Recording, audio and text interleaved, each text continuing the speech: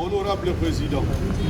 nous, députés provinciaux et garants de la légalité, avons le regret de vous approcher ce jour pour vous présenter notre indignation par rapport à la situation préoccupante qui prévaut au sein de notre Assemblée provinciale. En effet, vous vous souviendrez peut-être qu'à ce jour, il gît dans vos tiroirs au moins 5 correspondances venues de diverses directions sans que la plénière n'en soit au courant, conformément à l'article 33.26 de notre règlement d'ordre intérieur. L'Assemblée provinciale, qui est structure censée être le gardien de la loi, s'arroge plus dans les violations flagrantes du règlement intérieur. Pour illustration, le bureau se comporte en gangstérisme jusqu'au point d'ignorer les groupes parlementaires. Le bureau refuse de valider le mandat d'un député, premier suppléant dont le titulaire a été nommé ministre depuis bientôt 3 mois, sous prétexte que celui-ci serait de l'obédience du gouverneur. Le bureau voudrait précipiter l'adoption de l'édit portant reddition des comptes 2023 pour camoufler le pillage de la province par le gouvernement Guy Bandou contenu dans ces documents, alors que la Cour des comptes, qui est la conseillère des assemblées provinciales, avait demandé le rejet pur et simple de cette loi et la mise en accusation de leurs animateurs. Le bureau retire les prérogatives de la commission ECOFIN sans la moindre procédure en créant une commission ECOFIN parallèle sans résolution. Le bureau se propose de suspendre 6 députés qu'il qualifie comme auteurs des échauffourées du 6 octobre 2025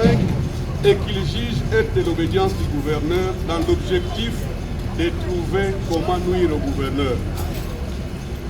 Le bureau foule aux pieds les instructions du chef de l'État sur la stabilité des institutions en province, alors que l'article 69 de la Constitution reconnaît à celui-ci le pouvoir de réguler le bon fonctionnement des institutions en province. Le refus par le bureau d'inscrire à l'ordre du jour les points relatifs à l'adoption par la plénière et la résolution portant moratoire relatif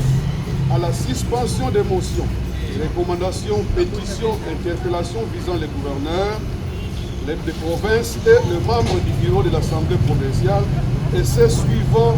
les recommandations de la haute hiérarchie du pays, à l'occurrence le président de la République, son Excellence, Monsieur le Président Félix Antoine Tshisekedi Tshilombo,